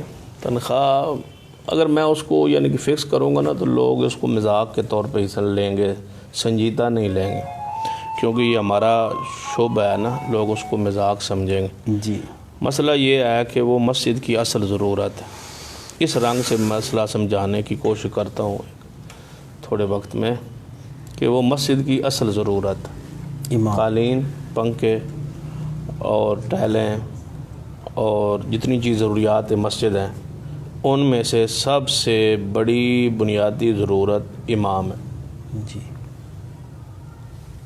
اگر بھرتی مسجد کی نہ ہو، گہری جگہ ہو تب بھی نماز ہو جاتی ہے، عمارت نہ ہو تب بھی ہو جاتی ہے، خیمے والی ہو تب بھی ہو جاتی ہے، چھپر والی ہو تب بھی ہو جاتی ہے، کچی ہو تو تب بھی ہو جاتی ہے، امام نہ ہو تو کچھ بھی نہیں ہو سکتی۔ اصل ضرورت امام ہے۔ امام کی جملہ اخراجات جماعت کے ذمہ ہے، اس کا کھانا پینا، رہائش، نان نفقہ جو کچھ ہے وہ جماعت پورا اس کا کرے گی، اس کے آگے اولاد ہے، اس کے اخراجات ہیں، اس کی بچیاں ہیں، اس کے اخراجات ہیں، ان کی شادیاں، ان کے معاملات ہیں، بچے کی آگے شادیاں، بچیوں کی، اس کے بعد ان کے آگے معاملات سارے کے سارے جماعت کے ذمے ہیں، جب تک وہ اپنے پیروں پہ اولاد اس کی کھڑی نہیں ہو جاتی، پھر بھی اس کو وظیفہ دیتے رہنا چاہیے، اور اس کے بعد یعنی اتنا وظیفہ ہو جس سے جتنا اپنا ہی وہ جماعت والے خود لوگ، مسجد کا جو صدر ہے، مسجد کا جو منتظمین ہیں، جتنے ان کے اخراجات ہیں نا، اس کے مطابق امام کے اخراجات بھی اس کا خیال رکھنا چاہیے، اس کی دوائی کا، اس کے علاج معالجوں کا، یہ نہ ہو کہ وہ بچیوں کی شادی ہو تو صدقہ مانگ رہا ہو، خیرات مانگ رہا ہو، کوئی کسی کو کہ مجھے بکسا دیں، کسی کو کہ کوئی چیز دیں، کسی کو کہ مجھے پیسے دیں، صدقہ نہ مانگے، خیرات نہ مانگ رہا ہو، اس کو جملہ اخراجات جماعت یہ کرے کہ 2 بچیاں ہیں تو وہ قوم کی ہیں، وہ جماعت کی بیٹیاں ہیں، اس کی جتنی بیٹیاں ہیں وہ جماعت کی ہیں نا، تو جماعت کو چاہیے ان کو اخراجات ادا کرے، ان کی تعلیم کے، تربیت کے، معاملات کے اخراجات ادا کرے، اس پر 10,000 خرچ ہو، اس پر 30 ہو، 40 ہو، 50 ہو، 60 ہو، لاکھ ہو، 1.5 ہو، جتنا ہو وہ جماعت کے ذمہ ہے۔ جماعت کو چاہیے کہ اس کے سارے اخراجات اس کو بے فکر کر دیں کہ آپ کی کمائی ہماری ہے۔ صدر جو ہے اس کو چاہیے کہ اپنے کاروبار میں سے 10%، 15% جتنا حصہ ممکن ہے وہ اپنے کاروبار میں مسجد کے لیے وقف کر دے، اور نیت یہ ہو کہ یہ مسجد کے امام کی ہے، جتنی اس کی آمدن ہو۔ مثلا اس کے صدر کی کافی، یہ کمیٹی کی کافی کاروبار ہے نا، 2 ہیں کاروبار، 3-4 بندے ہیں ان کے کاروبار ہیں، سارے 10% رکھ دیں نا کاروبار میں حصہ مسجد کا، اور مسجد کے خطیب کا، اس نیت سے کہ مسجد کا جو خطیب ہوگا اس کی بچوں کی، اس کے گھر کی پوری کفالت ہم ادا کریں۔ لیکن نبی علیہ الصلوۃ کے لیے اللہ نے مال خمس کو معین کر دیا تھا کہ یہ رسول اللہ صلی اللہ علیہ وسلم کا، ان کے رشتہ داروں کا، اس کے قرابت داروں کا، یہ باغ فتح کے جو مسائل ہیں یہ سارے نبی علیہ السلام۔ پھر سیدنا صدیق عمر نے یہی فرمایا تھا کہ آپ کے اخراجات ادا ہوتے رہیں گے، رسول اللہ صلی اللہ علیہ وسلم کے بعد بھی آل بیت کے اخراجات وہ اس باغ فتح کی آمدن سے ادا ہوتے رہے، تو اس علاقوں کی جتنی وہ آتا تھا سالانہ اس سے اخراجات اہل بیت کے قرابت داروں کے ادا ہوتے تھے۔ تو یہ سنت قائم رکھنی چاہیے کہ امام جو مسجد ہے نا اس کے جملہ اخراجات یا تو وہ خود کھاتا پیتا ہو، کاروباری ہو، معاملات ہو تو ٹھیک ہے، پھر وہ جماعت اللہ کی رضا کے لیے کراتا رہے، اور اگر ایسی صورت نہیں ہے، اس کی زمین نہیں ہے، اس کی آمدن نہیں ہے، تو اس نے ساری چیزوں کو چھوڑ کے وقف ہو گیا ہے مسجد دین کے لیے، تو وہ فی سبیل اللہ ہے نا، وہ اللہ کی راہ میں اپنے آپ کو اس نے، وہ مجاہد ہے، اللہ کی راہ میں اس نے اپنے آپ کو کر دی. اس کی بہنوں بیٹیوں کی بیویوں کی حرمت قوم پر ماں کی طرح ہے، وہ مجاہد فی سبیل اللہ ہے. تو اس کو پوری طرح اس کا خیال رکھنا چاہیے، اور جو غافل ہے جماعت اس کو توبہ کرنی چاہیے، اللہ سے معافی مانگنی چاہیے. جس کو یہ پتہ ہی نہیں ہے کہ ہمارے امام کے حالات واقعات کیا ہیں، وہ صدقہ مانگ رہا ہے، وہ خیرات مانگ رہا ہے، وہ لوگوں سے راشن مانگ رہا ہے، یہ جناب افطاریوں کے موقع پہ مانگ رہا ہے، لے رہا ہے، قبول کر رہا ہے، تو یہ ساری چیزیں جو ہے نا جماعت پر وبال ہوگا. پوری جماعت کو چاہیے کہ وہ اس کے خرچ اخراجات کی ذمہ داری پوری کرے، وگرنہ قیامت والا دن حالات جو ہے نا ان کے خلاف ہوں گے اور وہ امام ان کے گربانوں کو پکڑے گا. محترم شاہ صاحب، ہمارے اٹلی سے ایک بھائی ہیں عبدالرزاق محمدی صاحب، انہوں نے ایک بڑا اچھا کام شروع کیا ہے کہ وہ ایک مشن لے کے چلے ہیں، ایک تحریک کہ جو سٹیج ہے اس پہ سنجیدگی آنی چاہیے. جو پہلے تھی صرف قرآن و حدیث اور وہ بھی منہج سلف کی طرح اسلاف کے طریقے کے مطابق قرآن و حدیث ہی بیان ہونا چاہیے. یہ لطیفے اور یہ ہنسانہ اور یہ جگتیں ٹک ٹاک اس طرح کی جتنی بھی صورتیں ہیں یہ نہیں ہونی چاہیے. اس پہ آپ اپنا کچھ ریکارڈ کروا دیں. اس میں کوئی دوسری رائے نہیں ہے، تمام علماء کرام کا یہ تقریباً متفقہ ہی ہے بات، کوئی اس میں دوسری رائے نہیں ہے. اسٹیج پر انتہائی سنجیدگی ہونی چاہیے. دوسری بات ہے کہ اصل کام جو ہے نبی رحمت صلی اللہ علیہ وسلم کا وہ دعوت اللہ ہی تھا، وداعیا الی اللہ باذنہ وسراجا منیرا، کہ آپ داعی الی اللہ تھے. کنتم خیر امۃ اخرجت للناس تأمرون بالمعروف وتنہون عن المنکر ومن احسن قولا ممن دعا الی اللہ. تو یہ ذمہ داری ہے. نبی اکرم صلی اللہ علیہ وسلم کی جو بنیادی بعثت کے مقاصد تھے وہ یہی تھے. لقد من اللہ علی المؤمنین اذ بعث فیہم رسولا من انفسہم یتلو علیہم آیاتہ ویزکیہم ویعلمہم الکتاب والحکمہ وإن كانوا من قبل لفی ضلال مبین. تو نبی علیہ الصلوۃ والسلام تزکیہ کرنا، کتاب و حکمت کی تعلیم دینا، یہ رسول اللہ صلی اللہ علیہ وسلم کے فرائض میں شامل تھا. یہی آپ کی آمد کے مقاصد بنیاد. ہمارے یہاں افسوس یہ ہے کہ ہم نماز میں بڑے سنجیدہ ہیں اور ایک سنت کا خیال رکھتے ہیں، روزے کے حوالے سے، حج کے حوالے سے، عمرہ کے حوالے سے، زکوٰۃ کے حوالے سے چھوٹے چھوٹے مسائل پوچھتے ہیں. لیکن یہ دعوت ایک اہم ترین جو ہے وہ ذمہ داری ہے. اس کو ادا کرتے ہوئے اپنی مرضی، ہر کوئی اپنی رائے کے مطابق، اپنے فہم کے مطابق، اپنی انداز کے مطابق وہ بیان کیے جا رہا ہے. اس میں کوئی جو ہے لطیفے یا اس طرح کی جھوٹی باتیں گڑ گڑ کے بیان کر رہا ہے جس کی کوئی حقیقت نہیں ہوتی. پہلی بات تو ہے کہ یہ لطیفہ جو ہے شروع سے ہی شریعت نے اس کو منع کیا ہے. نبی علیہ السلام جو کسی کو ہنسانے کے لیے جھوٹ بولتا ہے نا، نبی علیہ الصلوۃ والسلام نے ایسے شخص کی جو ہے مذمت بیان فرمائی ہے جو ہنسانے کے لیے جھوٹ گڑتا ہے اور جھوٹ بولتا ہے. تو ہمارے اسٹیجوں پر اکثر یہی ہوتا ہے کہ لطیفہ ایک گڑا یا مشہور ہوتا ہے عوام میں تو اس کو اسٹیج پہ لے آئے. اس سے پوری طرح اعتراض کرنا چاہیے اور بچنا چاہیے. جو موجودہ ہمارا اسٹیج ہے اس میں جتنی سنجیدگی ہو، کہ آل الحدیث کی اسٹیج کی جو سنجیدگی زینت تھی اور لوگ اس کو مثال دیا کرتے تھے، اور ہمارے اسلاف اہل حدیث اور غیر اہل حدیث میں یہ فرق ہے، یہ فرق تھا. اور دوسری بات یہ ہے کہ ہمارے اسلاف جو تھے قابرین خطباء کرام تھے، ان کے کتاب آپ سن لیں. خطباء کی بات کرتا ہوں نا زیادہ، یہ بات علماء کرام کی طرف سے تو نہیں ہے، یہ زیادہ خطباء کی طرف سے، یعنی کہ ہمارے فیلڈ سے متعلقہ سوال ہے. ہمیں احساس کرنا چاہیے کہ ہم خطباء ہیں اور جن کے ہم وارث ہیں وہ بڑی شخصیات. حضرت یزدانی شہید رحمۃ اللہ علیہ کے آپ تقریر سن لیں، وہ ایک لفظ پر پورے قرآن آیات کو لے آتے، تیاری کر کے آتے، پڑھتے سناتے. مولانا حضرت اسلام حافظ اللہ شکوری رحمۃ اللہ علیہ شیخ القرآن مولانا محمد غیر سنجیدہ خطیب کی گفتگو کو وہ نہیں بیان کرنے دیتے تھے اور نہیں سنتے تھے، اور اس پر رد بھی کرتے تھے. اور نجی محفلوں میں بھی میری ان سے کافی ملاقاتیں تھیں ہوئی. یہاں میرے پاس تشریف بھی کئی دفعہ لائے اور رہے، راتیں بھی رہے ایک دو دفعہ. تو اس پر غم زدہ ہوتے تھے کہ فلاں خطیب جو ہے وہ سنجیدہ گفتگو نہیں کرتا، فلاں نہیں کرتا. اس وقت اگر کوئی ایسا اکا دکا اس وقت تھے. اب تو ہم زیادہ ہو گئے ہیں اسٹیج پہ، یہ چیزیں زیادہ ہو گئیں، بلکہ اس کو بطور فیشن اپنا لیا گیا ہے. تو اس لیے میں نصیحت ہی کروں گا، کوشش بھی کرتا ہوں، ساتھیوں کو قائل کرنے کی کوشش کرتا ہوں، خطباء کرام سے بھی گزارش کروں گا کہ ایک تو لطیفوں سے اپنے آپ کو پوری طرح اس سے پرہیز ہو. دوسری گزارش یہ ہے کہ کوئی ایسی بات نہ ہو, کوئی ایسا جملہ نہ ہو جو کسی فلم سے یا کسی ڈرامے سے یا کسی چیز سے لیا گیا ہو اور اس کو سٹیج کی زینت بنایا جائے تاکہ لوگ استہزاء کریں, مذاق کریں ہمارے مسلک کا, ہمارے منہج کا. پوری طرح امانت دیانت کے ساتھ اس کو پیغمبر علیہ الصلوۃ والسلام کی وراثت سمجھ.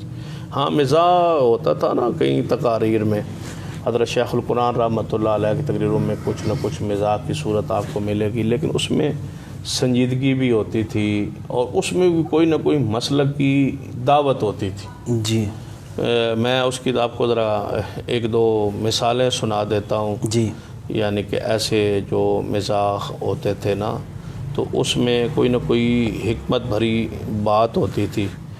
تو مثلاً کوئی مزاح کے طور پہ وہ کہہ دیتے کہ آپ کہتے ہیں قبر والے سنتے ہیں, قبر والے جو ہے ہماری دعا پکار یا ہماری حالت کیفیت کو جانتے ہیں, دیکھتے ہیں, سنتے ہیں. تو اس میں کوئی نہ کوئی آپ کہہ دیتے کہ آپ نے کہتے ہیں آپ سلام جا کہتے ہیں تو قبر والے سنتے ہیں, تو آپ فرما دیتے کہ وہ پھر آپ جب وہ جواب دیتے ہیں تو آپ جواب سنتے ہیں, تو کہتے ہیں جواب نہیں سنتے, تو فرماتے ہیں پھر دونوں میں مردہ کون ہے, وہ مردہ ہے یا آپ مردے ہیں, آپ تو سن نہیں رہے اس کا جواب اور آپ کا وہ جواب سن رہے. یعنی اس طرح مزاح کے طور پر بھی جو ہے مسئلہ سمجھاتے. جی تو یہ ہوتا تھا, یہ نہیں ہوتا تھا کہ ہنسانے کے لیے صرف مزاح ہو. یہ حضرت شیخ القرآن رحمۃ اللہ علیہ کی تقاریروں میں ایسا مزاح نہیں ملے گا جس میں کوئی ایسی چیز ہو, یا کوئی انتہائی کوئی سیاسی جلسہ ہو رہا ہوتا تو اس میں کوئی ایسی بات ہو جاتی. تو لیکن اس طرح جو اس کو رواج بنا لینا, اپنا سٹائل بنا لینا, اپنا انداز بنا لینا, یہ نہیں تھا. اس سے مکمل پرہیز کرنی چاہیے اور ایسے لوگوں کا جو ہے اچھے انداز میں ان کو سمجھانا چاہیے, ان کا رد کرنا چاہیے. جو لوگ اس طرح کے سٹیج کو یعنی کہ صورت لے آتے ہیں یا بناتے ہیں, کبھی حوصلہ افزائی نہیں کرنی چاہیے اور ان کا رد ہو اچھے انداز میں ہو, جس بھی طرح ممکن ہو سکتا ہے, جس میں مسلک کی سبکی نہ ہو اور مسلک کی عزت وقار پر عرف نہ آئے. اور ان سارے دوستوں کو, ساتھیوں کو سمجھانا چاہیے کہ آپ کی تقاریر میں یہ چیزیں ہیں اور نہیں ہونی چاہیے. ہم انشاءاللہ ان کے ساتھ ایسے معاملے میں وہ کوشش کریں, دوستوں کو قائل کرنے کی کوشش کریں. ہماری ان کے ساتھ انشاءاللہ ہر لحاظ سے قائم رہے گا. شاہ صاحب, گانے کی طرز پہ رسول اللہ صلی اللہ علیہ وسلم کی نعت پڑھنا یہ کیسا عمل ہے؟ یہ ظلم ہی ہے, زیادتی ہے گانے کی آواز میں, اس سے بچنا چاہیے. ویسے بھی وہ علماء کے تشخص کے خلاف ہے. وہ لوگ کہتے ہوں گے کہ یہ سنتے ہوں گے گانے پھر اس کی آواز میں بناتے ہوں گے, یا کسی پہلے نعت خان نے اہل حدیث نہیں ہے, وہ مسلکاً اہل حدیث نہیں ہے, لیکن اس نے پہلے کسی کی نعت بنائی ہے کسی گانے کی آواز میں, پھر اس نے اس کی کٹ کی ہے. جی تو بنیاد پیچھے چلتے چلتے جائے نا تو وہ گانا ہی ہوتا ہے. جی تو لہذا اس سے بچنا چاہیے. محترم شاہ, قرآن پڑھیں آپ, اللہ تعالیٰ آپ کو رحمت دی ہے, قرآن پڑھیں, اپنے انداز میں اشعار پڑھیں. ہمارے بڑے بڑے اکابر علماء گزرے ہیں, ان کی طرز میں آپ گفتگو کریں. محترم شاہ صاحب, اس دور میں اسٹیج کی یہ سنجیدگی دوبارہ کس طرح واپس لائی جا سکتی ہے؟ یہی ہے کہ تمام خطبہ کرام جو ہیں ان کی تربیت کے لیے کوئی کلاسیں شروع کر دی جائیں, کوئی اجلاس تربیتی 2-3 سال میں 3 دن کا اجتماع ہو جس میں صرف خطبہ کرام ہو اور اس میں سنجیدہ علماء کرام کو, شیوخ کو بلایا جائے اور ان کی وہ تربیت کریں اور دعوت کے اصول و ضوابط بیان کریں کہ دعوت کا نبوی طریق یہ تھا, نبی علیہ السلام کو سوا یہ ہے. اس میں جو ہے وہ سارے صورتحال, پھر جماعت کا ہمارے پاس پلیٹ فارم موجود ہے تو اس کے حوالے سے بھی ان کو پابند کیا جا سکتا ہے. وہ لوگ جو جماعت سے منسلک خطبہ ہیں ان کو پابند کیا جا سکتا ہے کہ آپ اس طرح گفتگو کریں گے اور اس طرح نہیں کریں گے. اس کو پابند بھی کیا جا سکتا ہے ان دوستوں کو جن کی تقریر میں یہ چیزیں مواد ملتا ہے, اس کو نوٹ کر لیا جائے اور ان ساتھیوں کو پابند کیا جائے. بحیثیت جماعت بھی پابند کیا جا سکتا ہے اور تربیت بھی کی جا سکتی ہے. کوئی اجلاسوں کے ذریعے, خود علماء کرام کے ذریعے ان کو نبوی طریق سمجھا دیا جائے تو انشاءاللہ تسلسل کے ساتھ, اس میں تسلسل نہیں نہ ہوتا, ایک دفعہ تاریخ ہوتی ہے, کوشش ہوتی ہے, پھر ختم ہو جاتی ہے. تسلسل ہو کہ ہماری جماعت میں جو خطبہ ممبر پہ آئیں گے ان کی تقریر کا یہ انداز ہونا چاہیے اور غیر سنجیدگی کا نوٹس لینا چاہیے, ان کو سمجھانا چاہیے, وارننگ وارننگ دینی چاہیے, سمجھانا چاہیے. تو اللہ تعالیٰ اس پہ رحمت کرے گا انشاءاللہ. محترم شاہ صاحب، قبرستان میں قرآن پڑھنا کیسا ہے؟ ایک بھائی کہہ رہے ہیں کہ ہم نے ایک عالم کا بیان سنا ہے جو کہ ہماری ہی جماعت کے ہیں، وہ کہتے ہیں قبرستان میں پڑھو، گھر پڑھو، بس پڑھنا چاہیے جتنا بھی پڑھ سکتے ہو.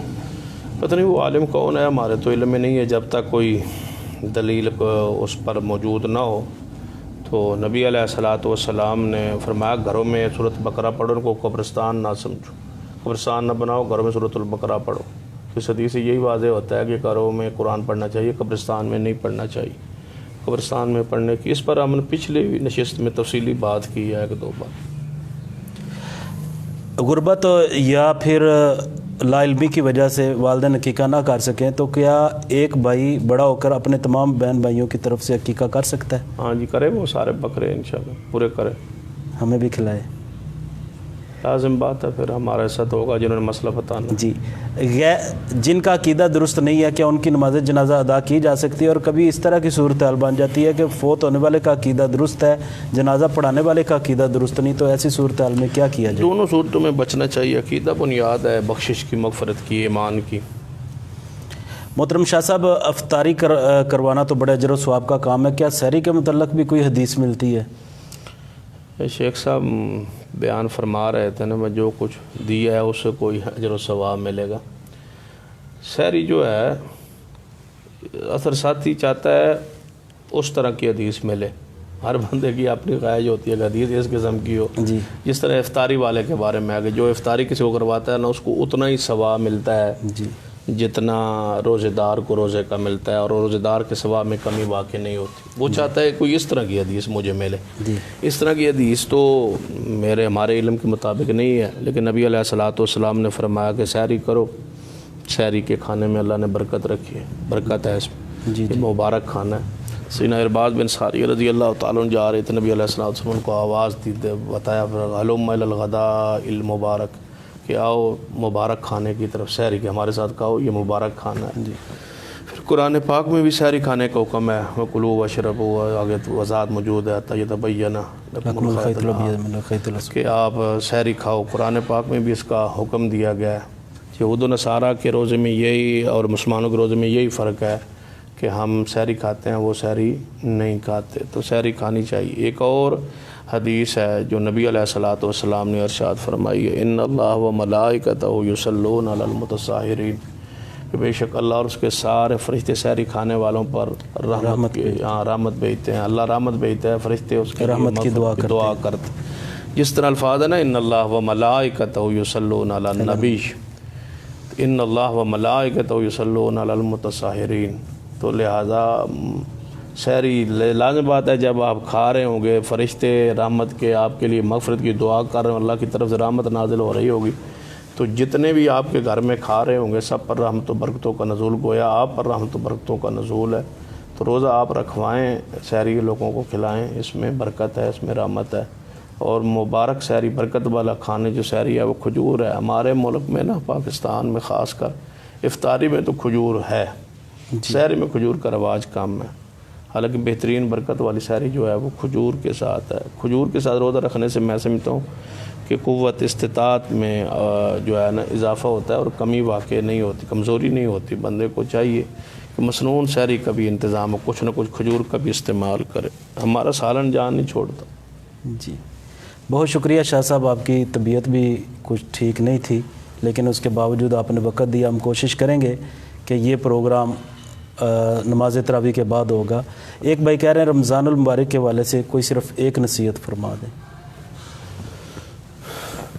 یہ لوگ افطاری ہم پہ پڑ جائے صاحب. جی، نبی اکرم صلی اللہ علیہ وسلم رمضان المبارک کے حوالے سے جو آپ ہی نصیحت فرماتے تھے وہ یہ ہے جو اصل روزے کا مقصد ہے. اور جب بھی کوئی آپ سے نصیحت کرنے کا کہتا تو آپ فرماتے کہ اتق اللہ اللہ سے ڈرو. یعنی اللہ تعالیٰ سے ڈرنے کا حکم رسول رحمت صلی اللہ علیہ وسلم فرماتے. اور روزے کا مقصد بھی یہی ہے، اللہ کا ڈر. ہاں، لعلکم تتقون، تاکہ تم پرہیزگار. اور یہ جب اللہ سے ڈرتے رہو گے تو کوئی گناہ نہیں کر سکو گے. جب اللہ کا ڈر ختم ہوتا ہے گناہ اسی وقت ہوتا ہے. تو جہاں بھی ہو اللہ سے تقوی کی نصیحت کرتا ہوں کہ اس سے ڈرتے رہیے. گناہوں سے اپنے آپ کو بچاتے رہیے، اور ایسے کہ تصور کیجیے کہ وہ مجھے دیکھ رہا ہے۔ بلکہ میں وہ اگلے دن کوئی سن رہا تھا کہ کوئی یعنی کہ اللہ تبارک و تعالیٰ اس طرح ہم یعنی کہ لوگوں کے تصور سے، والدین سے، بھائیوں سے، دوستوں سے ڈر چھپ کے گناہ کرتے ہیں۔ جی کاش وہ میں پڑھ رہا تھا ایک محدث کا بڑا سخت جملہ تھا جس نے مجھے تو ہلا کے رکھ دیا ہے۔ وہ فرماتے ہیں کہ اللہ تبارک و تعالیٰ کیا کہتا ہے کہ میرے بندے، میں ہی رہ گیا ہوں جس سے تو نہیں ڈرتا۔ اللہ، یعنی باپ سے بھی تو ڈر رہا ہے، ماں سے ڈر رہا ہے، بہنوں سے ڈر رہا ہے، بیٹیوں سے ڈر رہا ہے، دوستوں سے ڈر رہا ہے، رشتہ داروں سے ہر بندے سے ڈر کے چھپ کے تو گناہ کرتا ہے، پھر میں ہی رہ گیا ہوں جس سے تو نہیں ڈرتا۔ بس اسی پہ ختم کرتے ہیں۔ شیخ محترم، جس طرح کے دعا کے فضائل بھی بیان ہوئے اور یہ وقت بھی بڑا قیمتی ہے دعا کے لیے، تو امت مسلمہ کے لیے دعا کر دیں اور بیماروں کے لیے خصوصی دعا کر دیں، اللہ تعالیٰ شفا عطا فرمائے۔ ہاں جی، دعائیں آپ بزرگ ہیں، آپ کی دعا میری طرح آج۔ بسم اللہ الرحمن الرحیم، الحمدللہ رب العالمین، الرحمن الرحیم، مالک یوم الدین، لا الہ الا اللہ یفعل ما یرید، اللہم انت الغنی ونحن الفقراء، اللہم انت الغنی ونحن الضعفاء، الف لام میم، اللہ لا الہ الا هو الحی القیوم، اللہم انت الاحد الصمد الذی لم یلد ولم یولد ولم یکن له کفوا احد، اللہم صلی علی محمد وعلی آل محمد کما صلیت علی ابراہیم وعلی آل ابراہیم انک حمید مجید، اللہم بارک علی محمد وعلی آل محمد کما بارکت علی ابراہیم وعلی آل ابراہیم انک حمید مجید۔ اے اللہ، ہم سب کا یہاں مل بیٹھنا، دین کی باتیں کرنا اپنی بارگاہ میں قبول فرما لے۔ جن ساتھیوں نے جو سوالات کیے ہیں، جو جوابات یہاں سے نشر ہوئے ہیں، اللہ اپنی رحمت کے ساتھ سب کو ان پر عمل کرنے کی توفیق عطا فرما، ہم سب کو دین اسلام پر عمل کرنے والا بنا دے۔ اے اللہ، ہر قسم کی چھوٹی بڑی نیکی کرنے والا بنا دے۔ قبولیت کی گھڑیاں ہیں، اللہ اپنی رحمت کے ساتھ ہمارے روزوں کو قبول فرما لے، ہمارے گناہوں کو معاف فرما دے، نیکیوں میں تبدیل فرما دے، زیادہ سے زیادہ نیک اعمال کرنے والا بنا دے۔ اے اللہ، جب تک زندہ رہیں اسلام پہ رکھنا، جب موت آئے تو ایمان کی حالت میں کلمہ نصیب فرما دینا۔ اے اللہ، اپنی خاص رحمت فرماتے ہوئے اس ماہ رمضان ہمارے لیے مبارک مہینہ بنا دے۔ اے اللہ، اس مہینے کو ہمارے لیے مبارک مہینہ بنا دے۔ جو ملکی حالات پریشانی میں جا رہے ہیں، پوری دنیا میں ایک وائرس کی وجہ سے ساری دنیا پریشان ہے، اللہ اپنی رحمت کے ساتھ امت مسلمہ کی خاص مدد فرما دے۔ اے اللہ، پوری امت کو اس سے محفوظ فرما لے۔ اے اللہ، پوری امت کو اس سے محفوظ فرما لے۔ اے اللہ، ملکی حالات پوری دنیا میں اپنے اپنے ملک میں جو پریشانیاں ہیں، کاروباری لحاظ سے، صحت کے لحاظ سے، اللہ سب کو اپنی رحمت کے ساتھ حل فرما دے۔ اے اللہ، جو بیمار ہیں ان کو شفا یاب فرما دے، جو پریشان ہیں ان کی پریشانیوں کو دور فرما دے، جو اہل ایمان دنیا سے رخصت ہوئے ہیں، اللہ اپنی رحمت کے ساتھ ان کو جنت الفردوس میں اعلیٰ مقام عطا فرما دے۔ ربنا تقبل منا انک انت السمیع العلیم وتب علینا انک انت التواب الرحیم، وصلی اللہ تعالی علی خیر خلقہ محمد وعلی آلہ وصحبہ۔ معزز ناظرین کرام، یہ تھا آج کا لائیو سیشن۔ اس میں 2 سوال کمنٹ باکس میں بہت زیادہ آئے، ایک تو رمضان المبارک کے مسائل کے متعلق اور دوسرا نماز میں صف بندی کے متعلق کہ 3 فٹ کا 6 فٹ کا فاصلہ درست ہے یا نہیں، یہ جو آج کل حکومتی احکامات جاری ہوئے ہیں اس کے متعلق۔ تو ناظرین کرام، ہمارے جو پچھلے سیشن ہیں، اس سے جو پچھلا سیشن ہے اس میں رمضان المبارک کے حوالے سے تفصیلی گفتگو ہو چکی ہے، جس میں فضیلت الشیخ سمیع اللہ شاہ صاحب حافظہ اللہ تعالیٰ اور استاذ المکرم فضیلت الشیخ جناب سید محمد سلطان شاہ نقوی حافظہ اللہ تعالیٰ نے مدلل جواب دیے ہیں۔ اگر آپ چاہتے ہیں کہ رمضان المبارک کے تمام مسائل ہم سمجھ لیں یا سننا چاہتے ہیں تو ہمارے اس سیشن کو ایک بار پھر لازمی سنیے، اس میں یہ صف بندی والا مسئلہ بھی اور رمضان المبارک کے مسائل وہ بھی بیان کیے گئے ہیں۔ اپنے بھائی عمر فاروق شاکر کو اجازت دیجیے، ہمارا آئندہ سیشن انشاءاللہ منگل والے دن نماز تراویح کے بعد ہوگا۔ السلام علیکم ورحمۃ اللہ وبرکاتہ۔